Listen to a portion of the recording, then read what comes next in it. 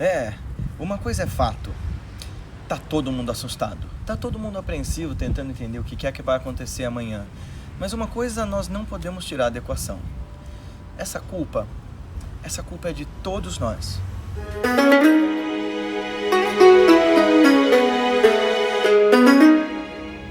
Então, antes da gente começar, já sabe, né? Curte esse vídeo, se inscreve no canal, clica no sininho para receber as notificações, manda para os teus amigos, isso ajuda a gente a crescer o canal. O pessoal nos comentários fala, poxa, o canal é tão bacana, mas por que é que tão pouca gente vê? Porque a gente não se junta para divulgar. Vamos... Devem estar me caçando porque eu tô fora da quarentena, mas eu tô no quintal da minha casa, antes de vocês me dizerem qualquer coisa. Mas me ajudem a divulgar esses vídeos. Recomendem de fato para os seus amigos, mandem nos grupos de WhatsApp, a gente consegue juntar mais gente em volta das ideias da revolução de si e fazer diferença com elas para que pelo menos essas reflexões toquem fundo em quem precisa e de alguma forma a gente se torne mais lúcido a partir disso. Bem, eu vou ler uma história para vocês para ajudar a gente a entender essa história que eu falei no começo de que a culpa é de todos nós. Essa história está aqui no Gulistan. Gulistan é o Jardim das Rosas, a rosa mística, né? Um livro belíssimo esse daqui, foi traduzido do persa pelo mestre contemporâneo Omar Ali Shah, foi mestre de uma grande amiga minha.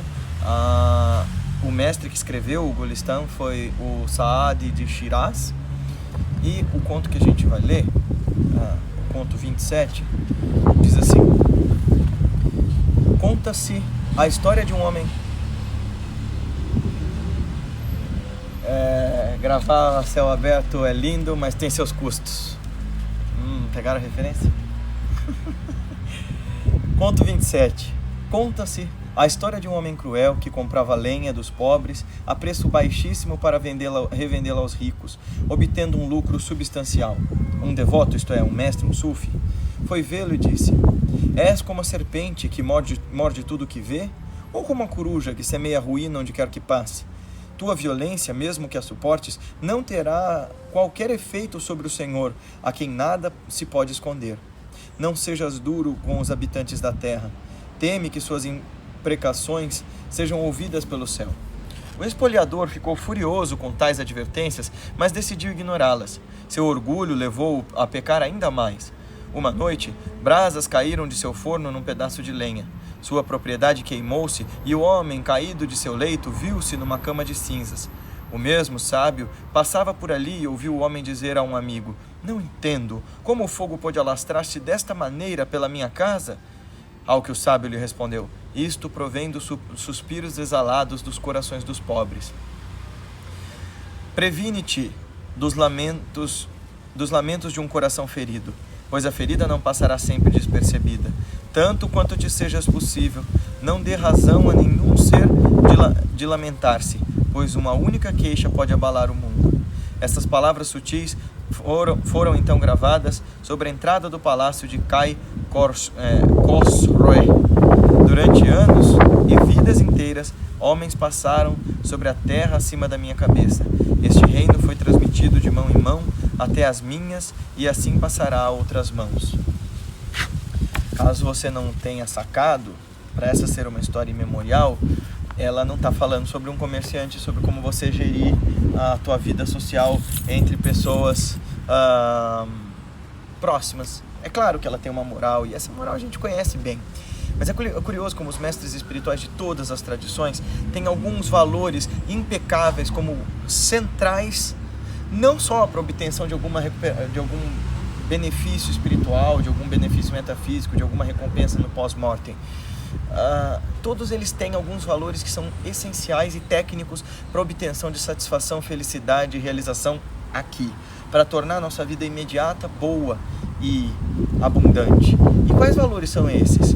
Se não os de generosidade, de amorosidade, de suficiência, de caridade, de boa vontade, de disposição, de disciplina.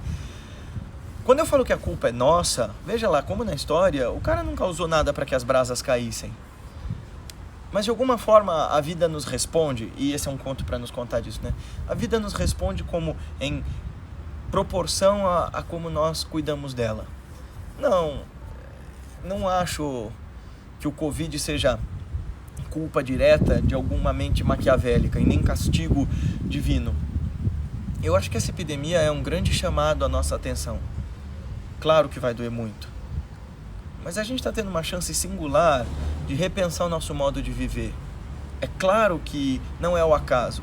As causas que levaram a essa pandemia são bem humanas, né? Esses mercados de animais chineses, a forma como a gente não levou a sério os avisos dados, a forma como a gente subestima as situações do mundo, a forma como a gente trata as espécies do planeta como se fossem nossos escravos, literalmente, assim como no texto está falando, né?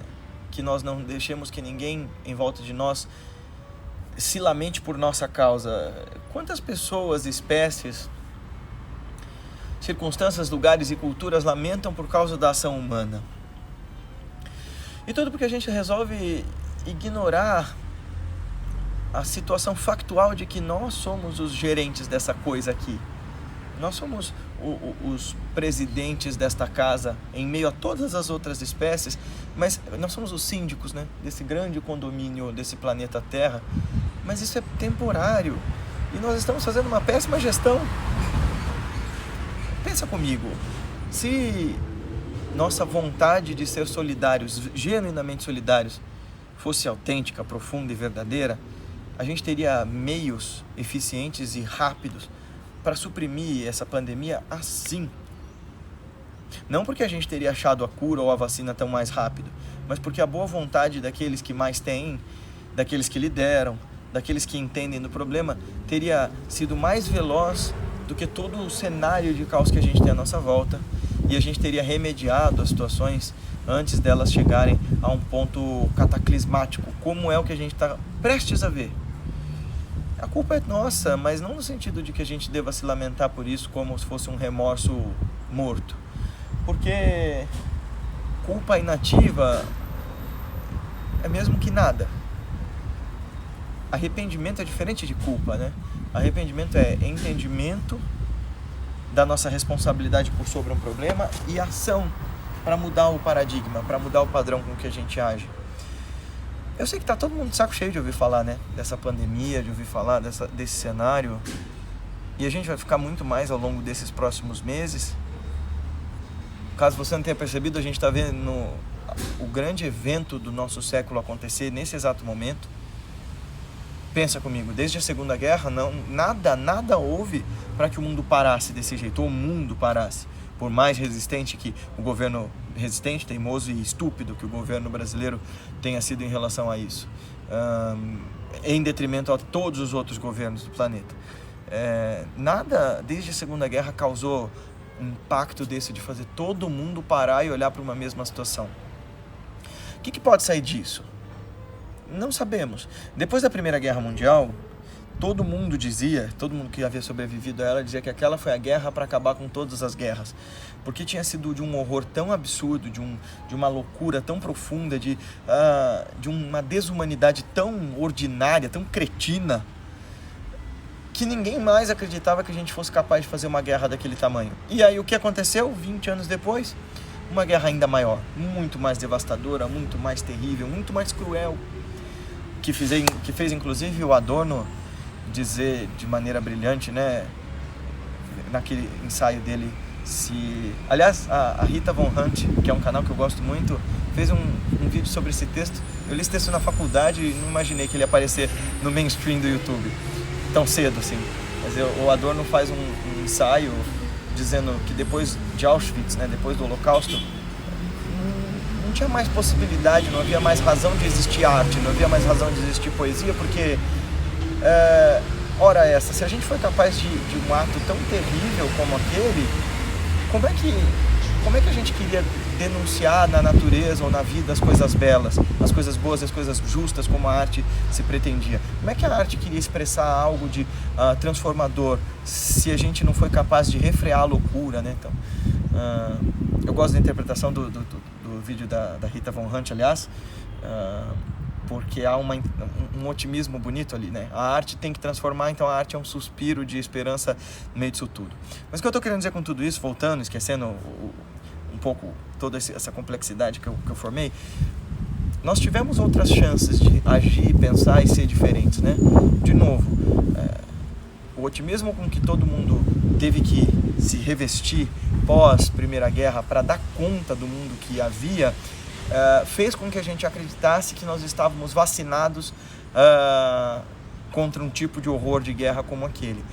Bom, não só houve a Segunda Guerra em seguida, como não fosse o medo de uma guerra nuclear, a gente teria deflagrado outras guerras mundiais, e ao interesse de gente poderosa, cruel e muito calculista, guerras continuaram acontecendo no mundo em menor proporção durante todo esse tempo.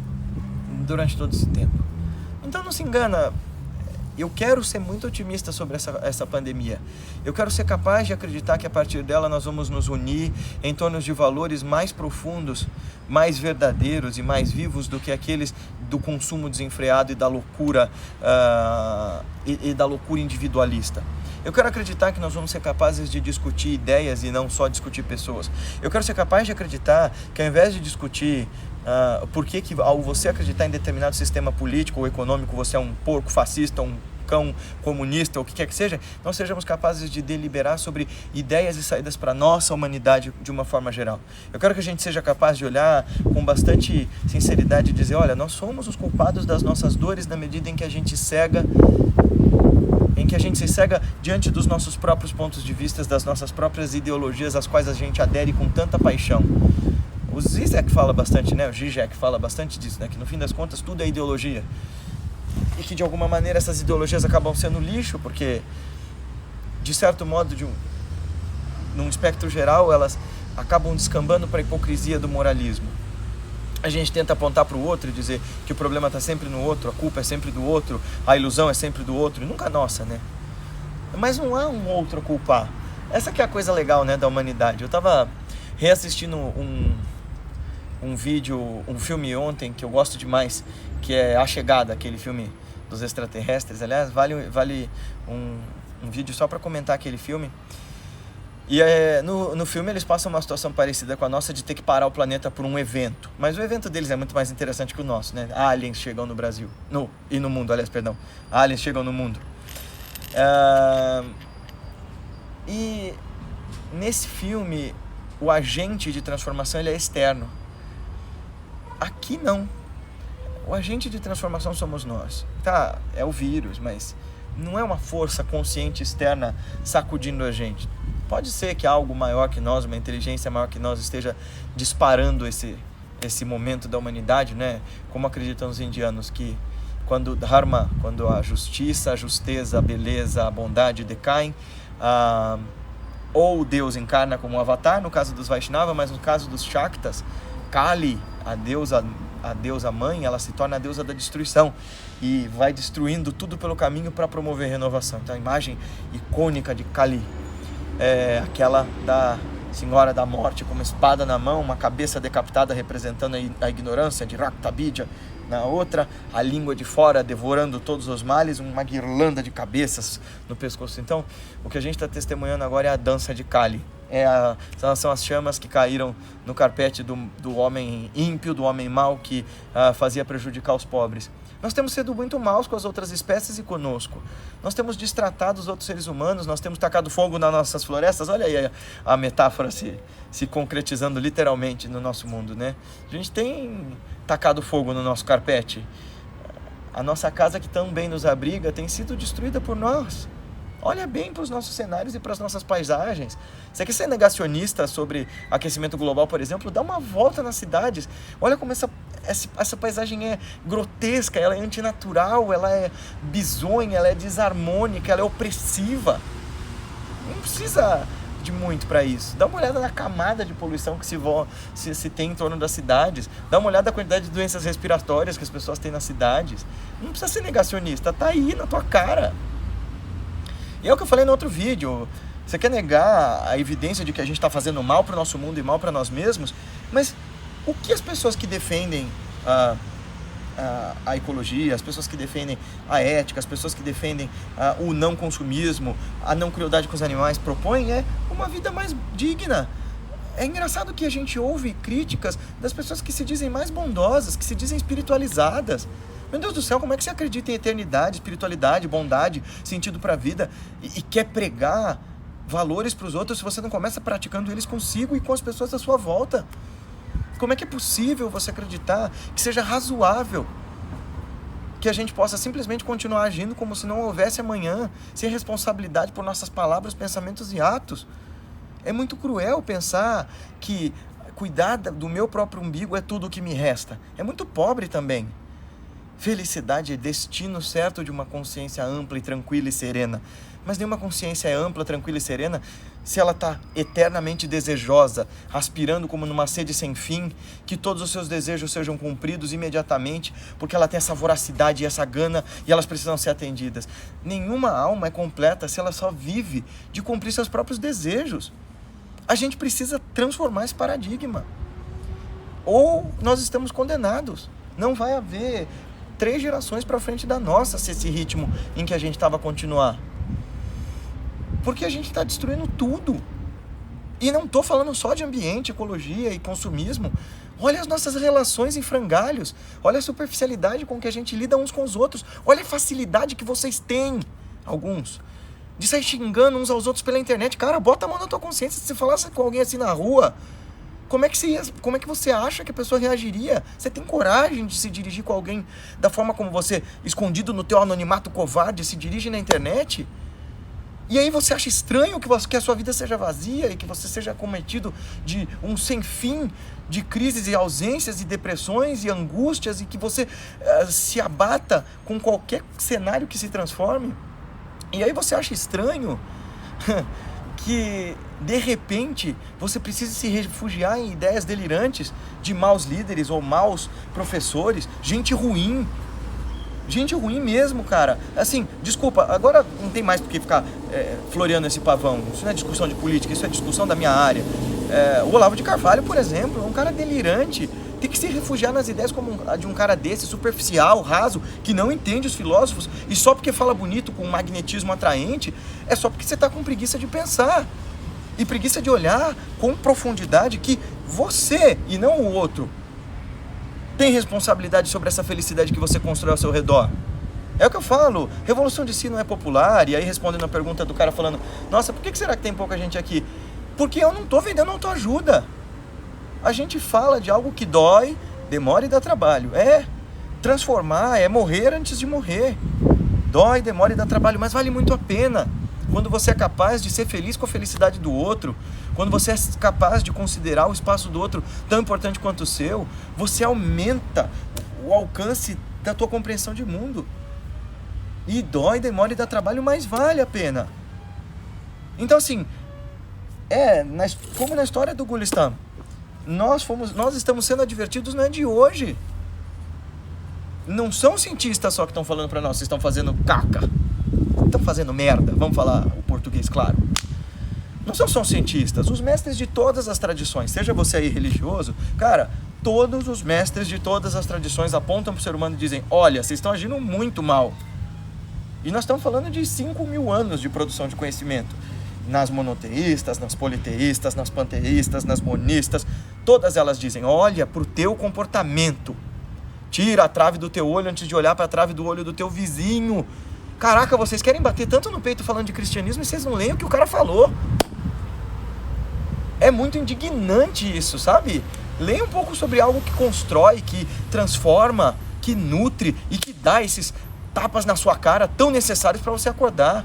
Vá ler os clássicos espirituais com o espírito rendido e o entendimento completo e complexo que diga, é sobre mim. Não é sobre o outro, não são profecias apocalípticas para mudar o mundo, não são condenações sobre este ou sobre aquele grupo. É sobre mim, é sobre meu caráter. Esse tem que mudar. A minha consideração sobre o outro, sobre o espaço em que eu vivo, sobre minhas palavras, pensamentos e atitudes. Enquanto o sábio estiver nos advertindo, olha, não seja como esses animais peçonhentos que tudo destroem à sua volta, aprenda a cuidar do teu próximo. Nós vamos precisar mais do que nunca ser capazes de cuidar uns dos outros. Teve um mestre nosso que falou, inclusive, há pouco tempo, e essa frase impactou tanto que até uma amiga nossa escreveu um texto sobre isso, a Ana Cortá, ela escreveu baseado na frase desse mestre, né? Ele disse para nós assim, acabou o tempo da imitação, agora é hora de construção. Essa frase implica tanta coisa, né? Essa frase nos diz tanto. A gente tem que parar de imitar padrões, a gente tem que parar de fazer porque todo mundo fez até aqui dessa forma, a gente tem que parar de exprimir verdade só porque todo mundo está dizendo igual, porque é conveniente, porque é gostoso. Está na hora da gente construir de maneira sólida, lúcida e verdadeira nossa própria sabedoria. E isso não, sabedoria não é convicção, sabedoria não é ideologia. Sabedoria é a capacidade de se autoquestionar, de se colocar em xeque o tempo todo. Isso é chato, dói, demora e dá trabalho. Mas acabou o tempo da imitação. Engraçado, ele nos disse isso há 2 anos. Acabou, é chegado o fim do tempo da imitação, agora é hora da construção. E a gente não tinha sacado, mas olha só, a gente vinha imitando padrões. Padrões políticos, padrões econômicos, padrões sociais, padrões comportamentais, padrões éticos, padrões morais, a gente vinha imitando, né? E de repente a gente viu que todos esses discursos fizeram assim, estão caindo por terra. E a gente vai ver isso mais fundo. Quais são os valores que você vai manter aí resistentes e resilientes dentro do teu coração, agora que tudo que você tinha dado como certo vai se transformar? Qual é a ética, a boa vontade e o compromisso que você vai fazer com este mundo novo que você quer criar? Essa mesma amiga escreveu, né, num texto, e eu sempre lembro dele, ela escreveu faz tempo, nem ela lembrava que ela tinha escrito, ela me falou esses dias. Foi um escritor, na verdade, espanhol que disse, ela pegou essa frase e elaborou um texto muito bacana, dizendo assim: há um mundo novo na nossa barriga e a gente precisa fazer ele nascer, e o parto vai ser difícil. Tem um mundo novo na nossa barriga, e será que você está disposto a fazer ele nascer? Ou como no texto do Saad de Shiraz, a gente vai ser advertido até que não tenha volta. Eu acredito no ser humano, eu acredito na gente. Vamos fazer que tenha volta. O tempo da imitação acabou, agora é a hora da construção. Que a gente seja capaz de fazê-la. Até nosso próximo encontro. Gostou desse vídeo? Então não esquece de dar seu joinha, se inscrever no canal, compartilhar com seus amigos, nas suas redes sociais todas. E não se esquece de assistir os outros vídeos que estão aqui no canal. Tem um monte de coisa legal para você assistir e coisas que fazem bem e fazem a gente conseguir refletir e realizar em nós, dia a dia, a nossa revolução de si. Até a próxima!